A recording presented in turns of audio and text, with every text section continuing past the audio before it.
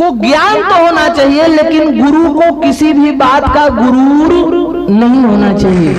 गुरु यदि अभिमानी है, गुरु यदि घमंडी है, तो फिर महाराज वही वाली बात हो गई कि गुरु लालची चेला कपटी।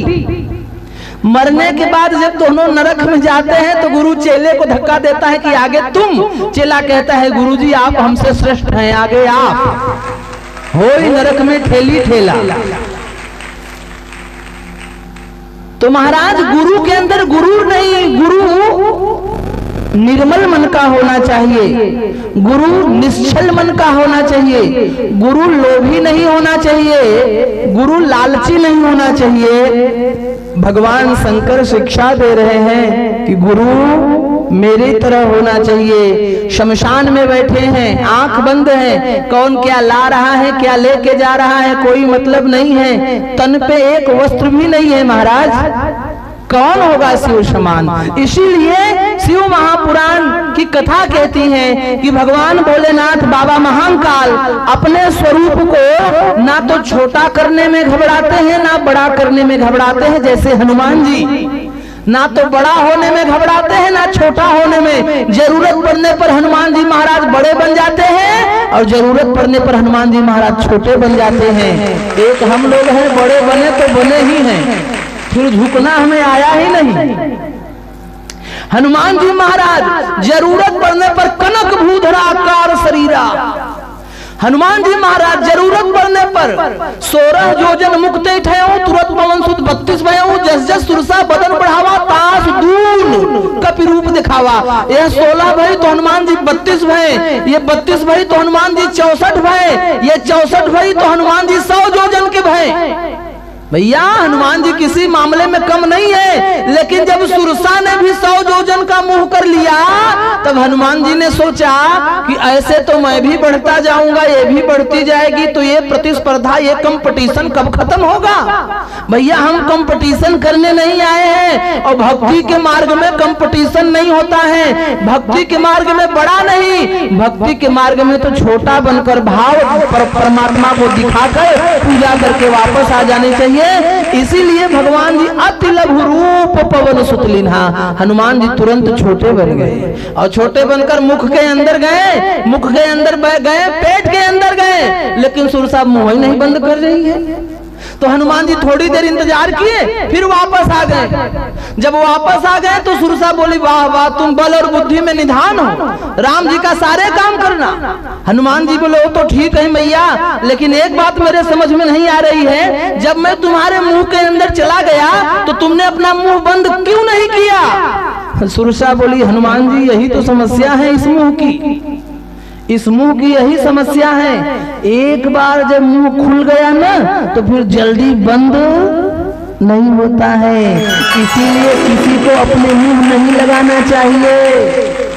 ना सास को बहू को मुंह लगाना चाहिए, ना बेटे को मुंह लगाना चाहिए, ना नौकर के मुंह लगना चाहिए। जल्दी किसी के मुंह लगना नहीं चाहिए, क्योंकि एक बार जब ये मुंह खुल गया तो फिर जल्दी और दोबारा ये मुंह बंद नहीं होता है महाराज। यही इस मुंह की समस्या है, यही इस जबान की समस्या है। एक बार अगर मुंह में कोई स्वाद लग गया तो फिर यह जल्दी मानती नहीं है, फिर जमीन भी बेचकर उस स्वाद को पूरा करना पड़ता है। इसीलिए श्री हनुमान जी महाराज बड़े भी बन जाते हैं और जरूरत पड़ने पर छोटे भी बन जाते हैं। ठीक उसी प्रकार जैसे बाबा भोलेनाथ, जैसे बाबा महाकाल जरूरत पड़ने पर महाकाल बन जाते हैं और जरूरत पड़ने पर लिंग स्वरूप भी धारण कर लेते हैं। आज महाराज मुताबिक मुनियों ने सूत जी से प्रश्न किया कि महाराज भगवान शंकर जी ने लिंग स्वरूप क्यों धारण किया, उनके लिंग स्वरूप को धारण करने का क्या कारण है। वश का है स्वस्ति वहा कच्ची वर्तते मम शासनात् जगच्च देवता वंशः स्व स्वकर्मणि कीवा। तभी सूत जी महाराज कथा सुनाने लगे। बोले एक समय की बात है एक बार ब्रह्मदेव में और भगवान विष्णु में युद्ध छिड़ गया, बस इसी बात पर कि कौन बड़ा है। विष्णु जी कहते हम बड़े हैं तो ब्रह्मा जी कहते हम बड़े हैं। इसी बात पर झगड़ा हो गया। विष्णु जी कहते कि हम श्रेष्ठ हैं तो ब्रह्मदेव कहते कि हम श्रेष्ठ हैं। और उनके युद्ध ने इतनी खलबली मचा दी कि ब्रह्मांड कांपने लगा। देवता, सुर, असुर, नर, नाग, गंधर्व, किन्नर सब घबराए और सब भगवान भोलेनाथ के पास पहुंचे। उन्होंने भोलेनाथ से अपनी विपत्ति बताई। बोले महाराज, जब ब्रह्मदेव और विष्णु जी आपस में लड़ेंगे तब तो संसार का विनाश हो जाएगा। प्रभु, कोई उपाय करके आप उनके झगड़े को रोकिए। वे आपस में एक दूसरे की प्रशंसा का निंदा कर रहे हैं, वे आपस में एक दूसरे की बुराई कर रहे हैं। तो शंकर जी ने कहा करने दीजिए, अच्छी बात है। निंदा बुराई कर रहे हैं तो करने दीजिए, अच्छी बात है, कोई बुराई थोड़ी है। लेकिन आज के समय में अगर कोई हमारी निंदा करता है तो हमें बुरा लगता है, कोई हमारी प्रशंसा करता है तो हमें अच्छा लगता है, कोई हमारी निंदा करता है तो हमें क्रोध आता है, कोई हमारी प्रशंसा करता है तो हमारे चेहरे पर मुस्कुराहट होती है। पर शंकर जी कह रहे हैं कि अगर संसार में दो चार निंदा करने वाले हैं तो व्यक्ति के लिए अच्छी बात है। कभी कभी प्रशंसा जहर बन जाती है, कभी कभी प्रशंसा शरीर के लिए घातक हो जाता है। कभी कभी तारीफ, कभी कभी प्रशंसा, कभी कभी स्तुति हमारे शरीर में बहुत बड़ा रोग पैदा कर देता है। अब आप कभी कभी सोचो कि जिंदगी भर जिसने कभी पाप नहीं किया, जिसने जिंदगी भर दान किया, धर्म किया, पुण्य किया, आखिरकार उसके भी शरीर में रोग पैदा हो जाता है। क्यों? क्योंकि उसकी प्रशंसा ज्यादा हो जाती है, और प्रशंसा ज्यादा हो जावे, तारीफ ज्यादा हो जावे ना, तो शरीर में कमियां आ जाती हैं। एक राजा था, बहुत दानवीर, बहुत धर्मात्मा, बहुत महात्मा। उसकी पूरी प्रजा तारीफ करती थी कि वाह वाह, राजा हो तो ऐसा, राजा हो तो ऐसा, वाह वाह वाह, क्या राजा है, कितना दानवीर है, हम प्रजा का कितना ख्याल रखता है, हम लोगों का कितना सम्मान करता है, बड़े बुजुर्गों का आदर करता है, ब्राह्मणों का आदर करता है, वाह वाह, ऐसी राजा की जय हो, ऐसी राजा की जय हो। उसकी इतनी तारीफ हुई, इतनी तारीफ हुई, इतनी तारीफ हुई कि राजा बेचारे को अंत में कोढ़ हो गया। राजा बेचारे को अंत में कोढ़ हो गया, उसका शरीर कट कट करके गिरने लगा। तब राजा ने खूब दवाई कराई, लेकिन राजा को कोई लाभ नहीं हुआ। तब एक दिन राजा अपने गुरुजी के पास पहुंचा। गुरुजी ने कहा, अरे तुम्हारी ये हालत किसने की? उसने, राजा ने कहा, गुरुदेव क्या बताएं, जहां तक मेरा अनुमान है मैंने जिंदगी में कोई अधर्म नहीं किया, मैंने जिंदगी में कोई पाप नहीं किया, मैंने जिंदगी में कोई बुराई नहीं की। जितना बना मैंने दान किया, जितना बना मैंने धर्म किया, जितना बना मैंने सत्कर्म किया। क्या करूं मैं, पता नहीं कहां से यह रोग मेरे शरीर में आ गया, कोई पिछले जन्म का तो पाप नहीं है। गुरुजी ने कहा, अब तो एक ही उपाय है इस रोग को ठीक करने का। बोले क्या? गुरुजी ने कहा, घर में कौन कौन है? राजा ने कहा, गुरुजी बड़े भैया थे, वे शांत हो गए हैं, उसकी पत्नी है, हमारी पत्नी भी शांत हो गई है, बाकी नौकर चाकर तो सब घर में है ही है, संतान हमें भी नहीं, संतान उनको भी नहीं। तो गुरुजी ने कहा, बस एक काम करो, कोई देखे ना, रात को 10 बजे अपने भाभी माता जी के कमरे में एक चटाई ले जाओ और चुपचाप वहीं सो जाओ, और सवेरे कोई देखे ना और अपनी भाभी जी के कमरे से निकलकर बाहर आओ। राजा ने कहा, गुरुजी देश दुनिया क्या कहेगा, जो जानेंगे वो क्या बोलेंगे। गुरुजी ने कहा, मैं जो बता रहा हूं वही करो। अब भैया राजा गुरुजी की आज्ञा मानकर रात के 10 बजे भाभी जी के कमरे में गया, चारपाई के नीचे पलंग के बगल में चटाई डाला और सो गया। भोर में 4 बजे कोई ना जगा हो, कोई ना देखे, उससे पहले निकल आया। 1 दिन भया, 2 दिन भया, 3 दिन भया, चौथे दिन एक नौकरानी ने देख लिया। रात के 10 बजे राजा अंदर गया है और भोर में 4 बजे बाहर आया है। तो नौकरानी ने दूसरी नौकरानी से कहा, अरे सुनती है जिसको हम लोग धर्मात्मा समझते थे वो तो बड़ा पापी निकला रे, वो तो बड़ा अधर्मी निकला। अरे बताओ, बड़ा भाई शांत हो गया है तो भाभी को रख लिया है। अरे रोज रात को 10 बजे चुपके से जाता है, भोर में 4 बजे कमरे से बाहर निकल आता है। अब दूसरी से तीसरी, तीसरी के चौथी, चौथी से 5वीं, 6वीं, धीरे धीरे पूरे नगर में हल्ला हो गई ये बात कि राजा अपनी भाभी के कमरे में चोरी से जाता है और भोर में बिना किसी के देखे बाहर आ जाता है। राम राम राम राम, इतना वासना से भराया, हम तो इसको धर्मात्मा समझते थे। अरे राम राम राम। अब राजा की इतनी निंदा भई, इतनी निंदा भई, इतनी निंदा भई कि 4 महीने के अंदर अंदर अपने आप बिना किसी दवाई के राजा का रोग ठीक हो गया। राजा गुरुजी के घर पहुंचा और गुरुजी से बोला कि गुरुजी, हमने इतनी दवाई करवाई, इतना उपचार करवाया, लेकिन कोई फायदा नहीं भया, लेकिन भाभी जी के कमरे में सोने मात्र से रोग क्यों ठीक हो गया? तो गुरुजी ने कहा, बेटा बात ऐसी है कि जब हमारी बहुत ज्यादा प्रशंसा हो जाती है तो हमारे शरीर में रोग पैदा हो जाता है, और जब हमारी निंदा होने लगती है तो हमारे शरीर का वह रोग उतरकर निंदा करने वालों के ऊपर जाके बैठ जाता है। इसलिए महाराज शंकर जी ने कहा कि अच्छी बात है, निंदा कर रहे हैं तो करने दो, और निंदा उसी की होती है जो जिंदा है, निंदा उसी की होती है जो जिंदा है। मरे हुए की तो सभी तारीफ करते हैं कि भला आदमी था मर गया, भला आदमी था मर गया। अरे घबराने की बात नहीं, कर रहे हैं तो करने दो। लेकिन देवताओं ने हाथ जोड़कर कहा, प्रभु बात निंदा तक की ही नहीं है, बात बहुत बिगड़ चुकी है।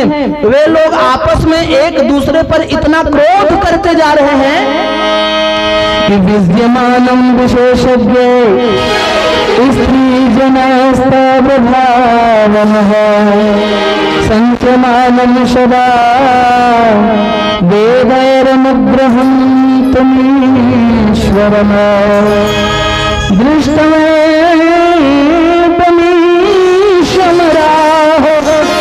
संतोष सलिले क्षणाः दंडवत दूरतवत सा नमश्च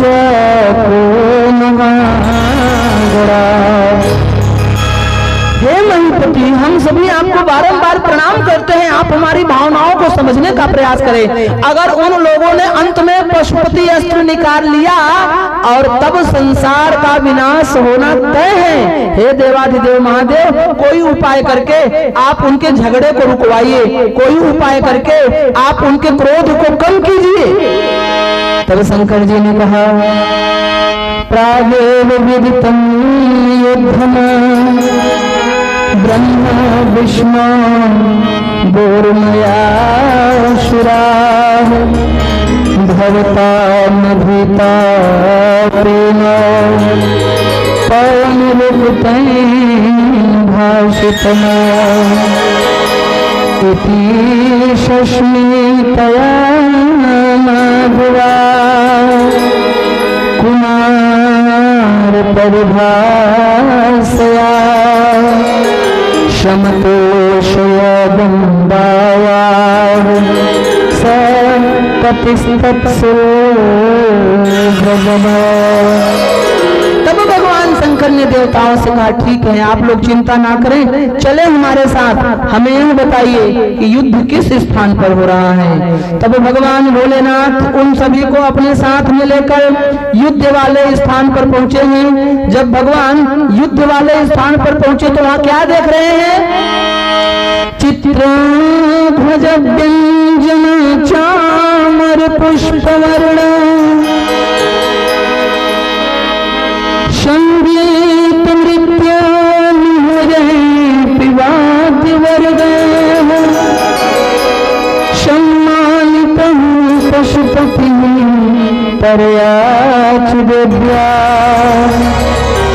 साकं तयोः शमो भूमिमगात् सुसैन्यः।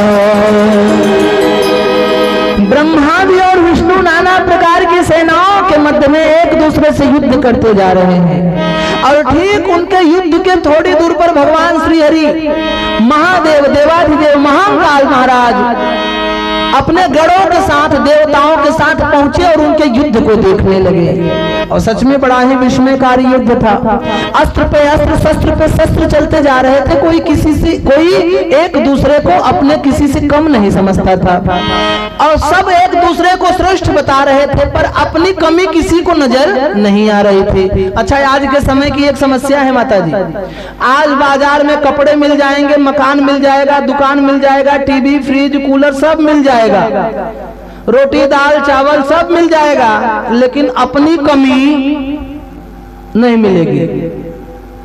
आज सब कुछ मिलना संभव है, लेकिन किसी को भी अपनी कमी नहीं मिल रही है।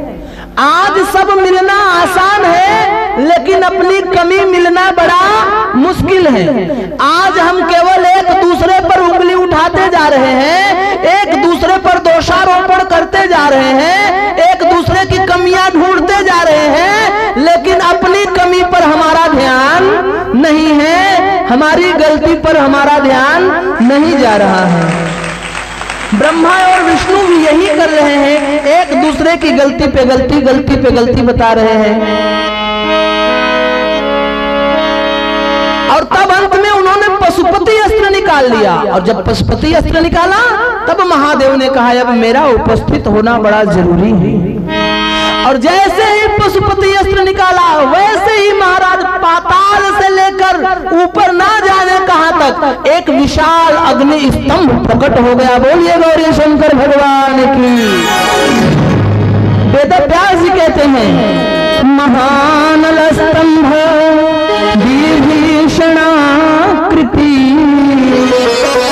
बभूतन मध्यंतले निष्कल चापि सज्वाले लोक संहरण क्षमे निपेशति हो क्षणैनैव या विर्भूते महानले। पाताल से लेकर महाराज स्वर्ग लोक तक एक ऐसा अग्नि स्तंभ प्रकट हो गया, एक ऐसा स्तंभ प्रकट हो गया कि ब्रह्मा और विष्णु दोनों एक दूसरी तरफ और बीच में वहां विशाल अग्नि के स्तंभ को वे देखने लगे और यही सोचने लगे कि ये कौन है। नीचे देखते हैं तो गहराई का पता नहीं चला, ऊपर देखते हैं तो ऊंचाई का पता नहीं चला। फिर महाराज विष्णु जी ने ब्रह्मा जी से कहा कि आप ऊपर जाकर पता लगाइए कि कहां तक गया है, और मैं नीचे जाकर पता लगाता हूं कि कहां से आया है। तब महाराज शिव महापुराण की कथा कहती है कि 1000 वर्ष तक ब्रह्मदेव ऊपर जाते रहे हंस का स्वरूप धारण करके, लेकिन ऊपर जाते गए जाते गए जाते गए अंत कहां तक है पता नहीं चला।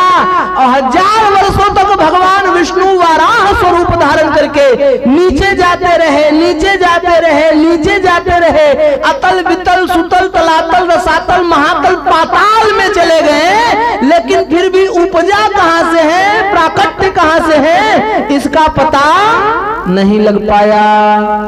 अब ब्रह्मा जी ऊपर जाने लगे तो ऊपर 2 चीज ब्रह्मदेव को मिली।